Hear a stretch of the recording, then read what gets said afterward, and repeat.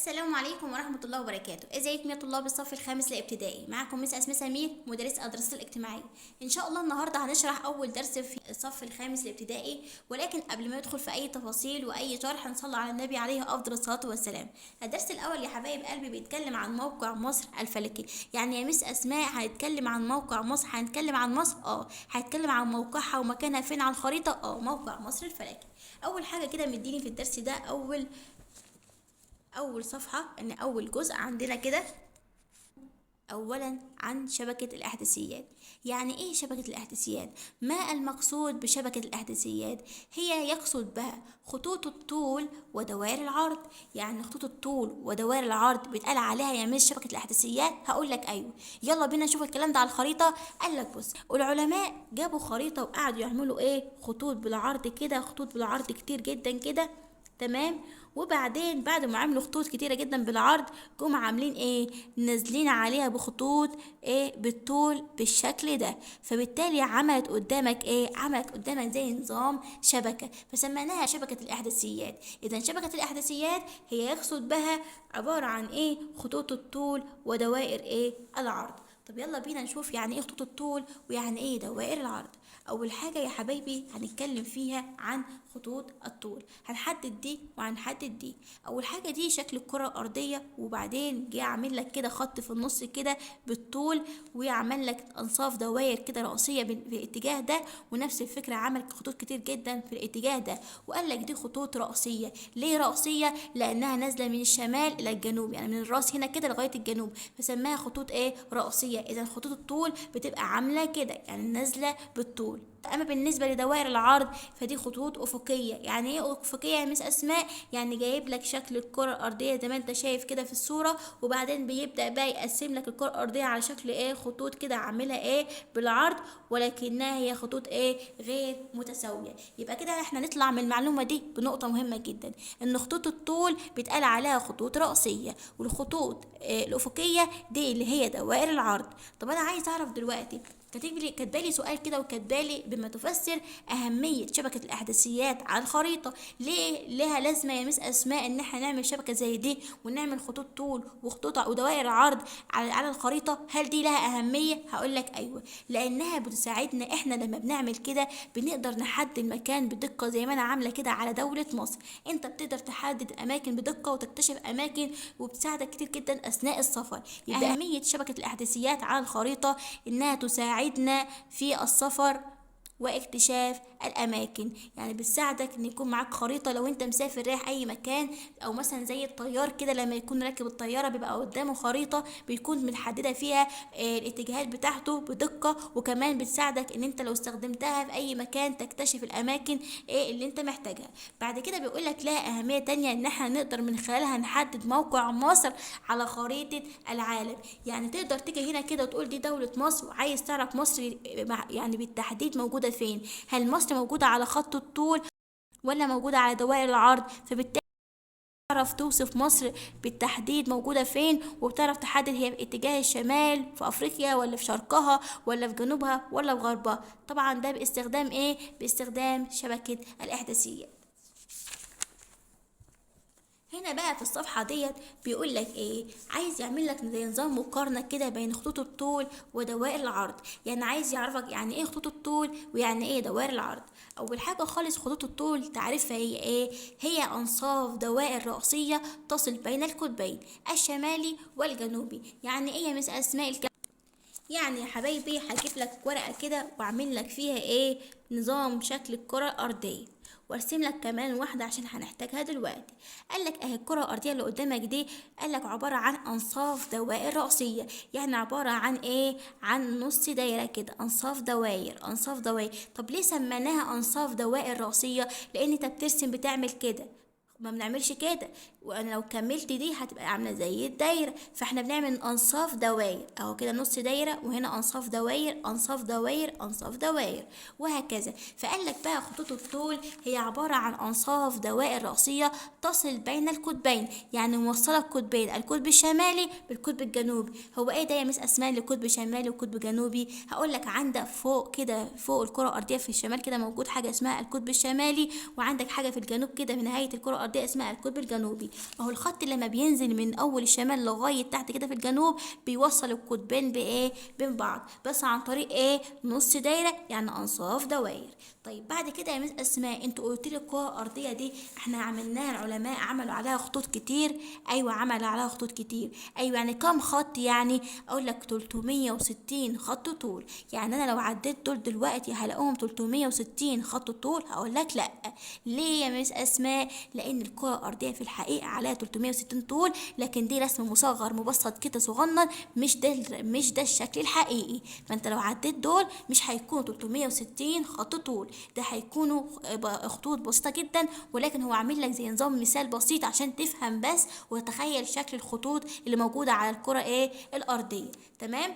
بعد كده بيقول لك قولي لي يا مس اسماء، اكتر خط موجود هنا رئيسي، هو اللي موجود اكتر خط موجود الرئيسي هنا كده العلماء بدأوا بيه وحطوه، هو خط ايه؟ خط الطول الرئيسي جرينتش ودرجته صفر. يعني العلماء لما جابوا الكرة الأرضية وبدأوا يرسموا كده يعملوا خط الطول، نزلوا بأول خط رئيسي كده وسموه خط ايه؟ خط جرينتش، درجته ايه؟ درجته صفر. بعد كده بعد ما عملوا الخط ده بدأ ان هم يعملوا انصاف دوائر ويكملوها لغاية الاخر. نفس الفكرة هنا برضو انصاف ايه دوائر. ده بالنسبة لتعريف خطوط الطول وعدد الخطوط اللي موجودة فيها وايه هو خط الطول الرئيسي. يبقى لما يجيلك في الامتحان اكمل خط الطول الرئيسي في خطوط الطول على الكرة الأرضية هو خط ايه؟ هتقول له جرينتش. ايوه يعني درجته ايه؟ صفر. طب انا يا مس اسماء انا هستخدم خطوط الطول دي في ايه؟ قال لك لا ده مهمه جدا، ده لها اهميه. ايوه يعني مهمه في ايه؟ قال لك مهمه جدا ان انت بتحدد المواقع على سطح الارض شرقا وغربا. يعني بسبب الخطوط اللي موجوده هنا وبسبب الخطوط اللي موجوده هنا انت تقدر تحدد اي دوله هي الدوله دي موجوده في الشرق ولا موجوده في الغرب. طب وانا هعرف ازاي؟ هقول لك مش انا قلت لك ان الخط الرئيسي اللي موجود في الكره الارضيه هو الخط اللي انا عملته بالازرق ده خط جرينتش؟ قلت لي ايوه. درجته ايه؟ هتقول لي صفر. هقول لك انت عارف بقى الخط لما نزل كده قسم الكره الارضيه كام نص؟ هتقول لي نصفين. اهو النصف بقى الشرقي ده وادي النص الغربي. فانا لو جيت قلت لك ده هي دوله مصر بلدنا، هقول لك بقى طلع لي مصر بلدنا موجوده في الاتجاه الشرقي ولا في الاتجاه الغربي؟ هتقول لي لا ده في الاتجاه الشرقي. عرفت ازاي؟ هتقول لي عشان ده خط جرنش قاسم لي الكره الارضيه نصين، فنص في الشرق ونص في الغرب. فانت لما جيتي قلت لي مصر دي هنا في المكان ده فانا عرفت ان هي في اتجاه ايه الشرق. طب انا لو جيت هنا كده وقلت لك على اي مكان او اي دوله تانية وقلت لك هنا المكان ده موجود فين؟ هتقول لي في اتجاه الغرب، لان خط جرنش قسم لي الكره الارضيه شرقا وغربا. دي أول أهمية ليه. تاني حاجة بيعرفك فروق التوقيت بين الدول. يعني انت سهل جدا دلوقتي لو انت عايش في مصر عايز تعرف دلوقتي أمريكا هناك الساعة كام، هتعرف تحسبها من غير ما تسأل أي حد ولا تبحث على الإنترنت. يعني ايه الكلام ده؟ قالك يعني بص بين كل خط وخط 4 دقائق. فانت دلوقتي لما تيجي تمسك الكرة الارضيه وتقول مثلا ادي مصر بلدنا اهي وادي امريكا هنا اهي، هعد كام خط بين مصر وامريكا واضربهم في 4 دقايق. يلا بينا نعد. مش دي مصر؟ ايوه. عد بقى الخطوط. هتقول ادي 1 2 3 4 ادي 5 ادي 6 ادي 7 وهكذا لحد ما توصل هنا كده هيبقوا 6 خطوط. هتضرب ال6 خطوط في 4 دقايق يبقى الأربعة 6 ب24 دقيقة. فاحنا دلوقتي لو الساعة دلوقتي في مصر الساعة 5 هيبقى بقى في أمريكا الساعة هناك يا مس أسماء 5 و24 دقيقة. عرفت ازاي يا حبيبي؟ ما أنا عديت خطوط الطول من أول مصر على الكرة الأرضية لحد أمريكا وجيت ضارب الخطوط الطول دي عدد الخطوط بتاعتها في عدد ايه؟ عدد الخطوط في 4 لأن بين كل خط وخط 4 دقايق فهتبقى 24 دقيقة. يعني سابقنا ب24 دقيقة فين؟ في التوقيت. تمام. ده بالنسبة لإيه؟ لخطوط الطول. أنا عايز أعرف بقى دوائر العرض هل لها أهمية؟ هتقول لي أيوة. تعال نشوف الأول تعريف في إيه؟ خصائصها إيه؟ أهميتها إيه؟ دوائر العرض يا حبايبي هي عبارة عن دوائر أفقية غير متساوية، وهقول لك دلوقتي يعني إيه الكلام ده. أيوة يعني هي غير متساوية في إيه؟ في الطول. ترسم حول الكرة الأرضية. يعني إيه؟ يلا بينا كده نجيب ورقة وقلم وأشرحها لك مع بعض. قدامك كده يا حبيبي ورقة وقلم وادي الكرة الأرضية. قالك الكرة الأرضية دي عبارة عن دوائر أفقية. يعني أول حاجة كده العلماء بدأوا بدائرة كده، ده الخط الأساسي كده، قصدي الدائرة الأساسية، فدي اسمها دائرة إيه؟ الاستواء. طبعا دائرة الاستواء برضو درجتها إيه؟ صفر. بعد كده بدأوا بقى يطلعوا إيه؟ بخط، كمان خط، كل ما بنطلع الخط بيصغر، كمان خط، كمان خط. اذا الخط الاول كان كبير، بدأ يقل اكتر لحد ما بقى قد ايه؟ في الجزء ده صغير جدا. فبالتالي هي مالها؟ دوائر غير متساوية، يعني الخطوط هنا مش قد بعضها. نفس الفكرة هيعمل خط كده وتبدأ الخطوط تقل وتصغر معانا لحد ما نوصل لنهاية الكرة الأرضية. إذا هي خطوط مش قد بعضها لأنها من أصغر للأكبر وهكذا. تمام؟ يبقى تعريف دوائر العرض هو إيه؟ هي دوائر أفقية غير متساوية الطول ترسم حول الكرة الأرضية. أنا عايز أعرف يا مس أسماء، هي الكرة الأرضية دي اللي عليها دوائر العرض دي هي كام دائرة عرض؟ هيقول لك هي 180 دائرة عرض.